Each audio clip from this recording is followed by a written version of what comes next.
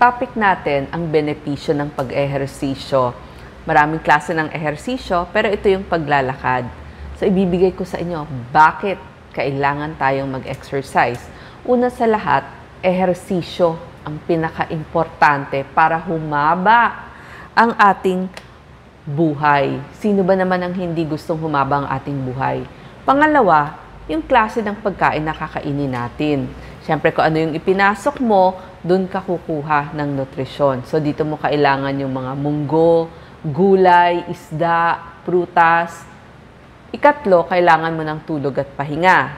Kasi nakita nila yung mga taong kulang sa tulog, mabilis tumanda yung selula nila, mabilis din silang tumanda. At number 4, kailangan rin ng check-up. Maintenance, parang kotse. Hindi ba ang kotse laging chine-check up? Para prevention, makita agad kung ano yung sakit. Yung ehersisyo ang pinaka-importante sa lahat. Kaya yun yung i-discuss ko sa inyo, bakit kailangan nating mag-exercise. Ang exercise, hindi po ito option. Ito ay kailangan nating gawin. So, sinabi ko na nga, exercise, pagkain, pagtulog, check-up. Kahit saan ho kayo mag-research, ang apat na yan ang laging kailangan. Ano ba yung mga klase ng exercise? Pwedeng walking, jogging, swimming. Kaya lang bihira naman may swimming pool. Ngayon, uso po ang cycling, yung mga stretching, kailangan nyo pong gawin yan palagi. Sa mga luneta o sa ibang parks, may nagta-tai chi, okay din ang ballroom dancing, lalo na sa mga seniors. Kung medyo may kaya-kaya, mainam din ang golf kasi maraming lakad sa golf. Bakit kailangan mo nga mag-exercise? Kasi pag ginawa mong parte ng iyong araw yon, mas may energy ka, gaganda yung mood mo o yung pakikisama mo sa ibang tao. Tsaka yung pagtatrabaho, nakakagaan kasi mas malakas ka. So gusto mo nag-exercise para lumakas ka. Isa pang benepisyo ng pag-ehersisyo, nagpapagaling ng ating puso. So, para sa ating puso, sabi nga ng American Heart Association, ang walang ehersisyo ang pangunahing dahilan kung bakit nagkakaroon ng sakit sa puso. At yun namang nagkasakit na sa puso, halimbawa na heart attack, pinapagaling ang kanilang puso pagkatapos ng heart attack. So, nagsisilbing healing o pagpapagaling. Nakita pa nila yung ugat, pinalalaki at tumutulong na umiwas dun sa susunod na heart attack. Tsaka yung mga paglalakad o ehersisyo. Diba, ginagamit mo lahat ng parte ng katawan mo. So, kasama dun yung iyong heart muscle. At tsaka, kapag nag-ehersisyo kayo, sabi nga ni Doc Willie, mas gumagawa ng panibagong ugat ang inyong puso. Yung tinatawag na collaterals, bagong ugat para makadaloy na mabuti ang dugo dun sa heart kung may pagbabara. So, di ba, napakaganda ng ehersisyo sa inyong puso at sa inyong blood vessel. Tapos pa, yung paglalakad, isa pa to. Kaya favorite example ko po yung paglalakad kasi isa ito sa favorite ko at lagi namin ginagawa ni Doc Willie. Kasi kahit anong oras, kung gusto mo umaga, pwede. Kung nasa trabaho ka, sa break time mo, pwede din sa lunch break mo. Or, yung iba naman, pagkatapos kumain sa gabi, maglalakad-lakad. Yung iba, kung may treadmill sa bahay, okay din. Kung gusto mong mapag-isa. Number 3, ito yung ehersisyo, yung paglalakad, na pwede mong araw-arawin. Kasi merong mga exercises na yung mga heavy, kailangan mo pa ng 24 to 48 hours para makabawi yung iyong muscle. So, hindi pwedeng everyday na gagawin. Ang paglalakad, pwedeng araw-araw mong gawin. At saka, ang maganda din sa paglalakad,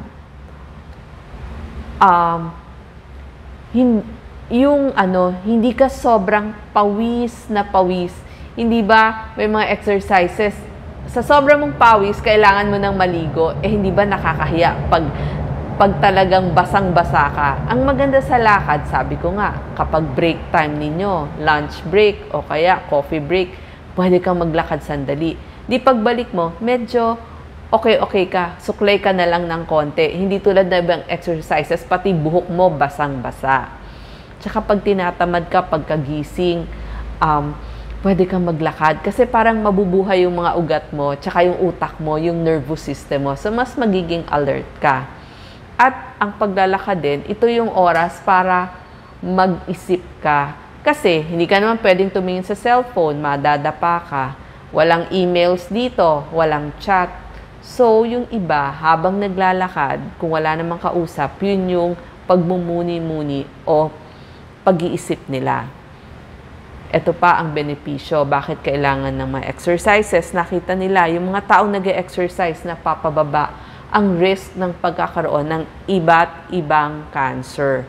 So, mapababae, mapalalaki, na ibababa ang maraming risk ng cancer. Kung sa babae, halimbawa, breast cancer, endometrial cancer, lowered ang risk. Pero ngayon, ang mga usong cancer, mga colon cancer, at mga iba pa, so nakakatulong yan, yung pagbaba ng risk.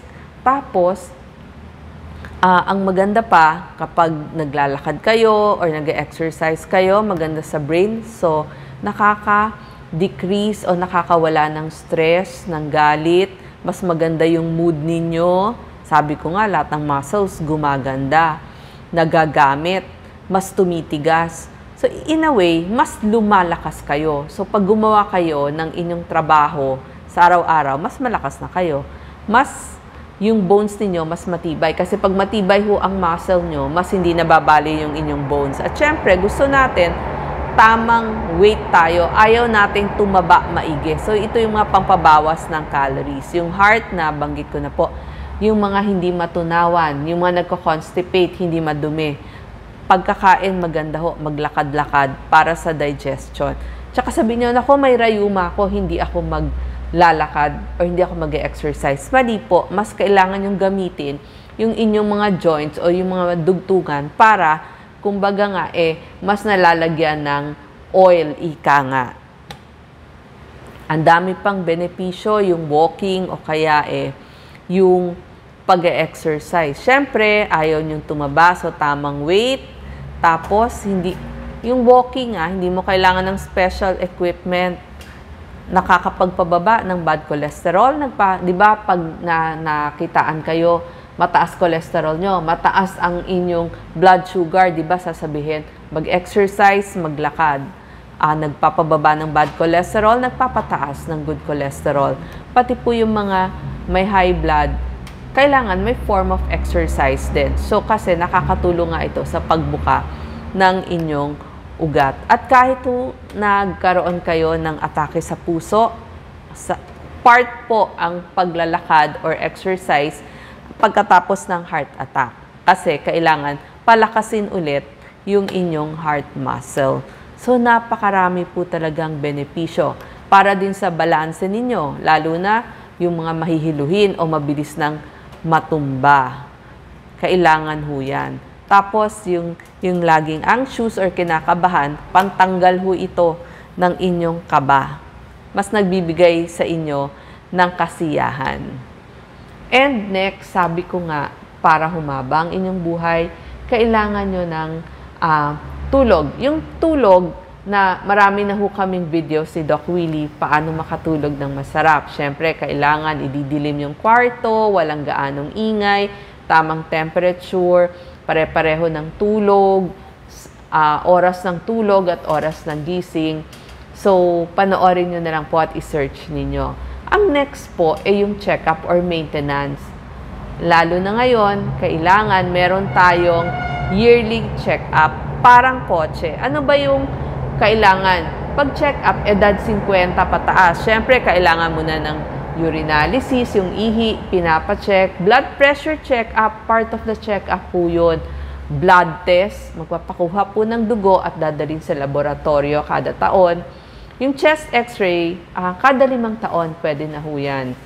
Tapos, dumadami na nga ho yung cases ng colorectal cancer. So, pinapayo nila ngayon, para may check-up sa colorectal, magsasubmit po kayo ng inyong dumi, yung tinatawag na fecal occult blood test. titignan kung may dugo dun sa inyong dumi, or kung meron po kayong gastroenterologist or doktor sa tiyan, yun po yung gastro. Kailangan po ng colonoscopy or sigmoidoscopy. ECG, part din po ito ng ating check-up. Yung ECG natin, kada 3 taon, pwede na po kung edad 30 pataas. So, meron pong kanya-kanyang check-up ang lalaki at babae. So, kung edad 20 hanggang 45, syempre maganda, nagpapa-physical exam. Ibig sabihin, pupunta kayo doon sa inyong doktor. Ito po ang importante, yung check-upin nyo, kasi may sariling check-up din po na pang sarili, self-exam, ang mga kalalakihan. Yun pong balls o yung testicle ng lalaki, kailangan kinakapa po yun. Kasi sa edad 15 hanggang 34, medyo common po yung pagkakaroon ng bukol dun sa kanilang balls. So, kailangan maaga pa, makapa nyo na. Tapos, pag age 46 to 60, bukod po dun sa pagpunta sa doktor, self-exam ng balls, i-start na po yung prostate screening. So, may blood test po dyan, at saka dun sa colon cancer screening. Diba? Sabi nga, pag edad 50, kailangan meron na yung sinabi ko kanina, yung fecal occult blood test, tsaka colonoscopy. Pag 60 pataas, kasama na po lagi ang prostate, tsaka yun din, parehong check-up din. So, may kanya-kanyang mga test. Pumunta lang ho kayo sa inyong laboratorio. Meron pong complete na doon. Sasabihin na lang sa inyo. Pero, syempre, yung doktor nyo, meron ding ibinigay na reseta sa inyo. So, usually nakapackage na ho yan. So, hindi na ho kayo mahihirapang magtanong. Kasi usually, ito na po yung routine na tinatawag. Sa kababaihan, ganun din po, may routine din. May routine sa blood test ninyo. Ang kakaiba lang, pag babae, syempre, titignan nyo yung height and weight kasi minsan, medyo mas mataba ang kababaihan. So, yung weight natin, gusto natin, nasa tamang weight, pero sinasama na rin po yung thyroid test sa mga kababaihan. At ang importante, pupunta sa inyong OBGYN para maggawa po sila nung pag-test, ang tawag ho doon, pelvic exam. Makita kung may infection, tsaka sila na rin ho ang gagawa nung pap smear nyo. Tapos may mga blood test. Ito po importante din, ultrasound ng breast at saka mammogram. Pag may lahi po, dapat yearly ang mammogram ninyo. So, yan po yung mga kailangan kung sa kababaihan. Idagdag ko na rin po, kailangan, lalo na edad 50 or pag nag-senior na tayo, may check-up din ho kayo sa mata. Bakit? Kasi, maaaring yung grado ninyo, lumalabo na, tumataas na. Iwas ho tayo sa pagkakaroon ng aksidente. So, kailangan malinaw lagi ang mata, tsaka may check-up sa katarata, yung mga macular degeneration, glaucoma, yung may diabetes, diabetic retinopathy.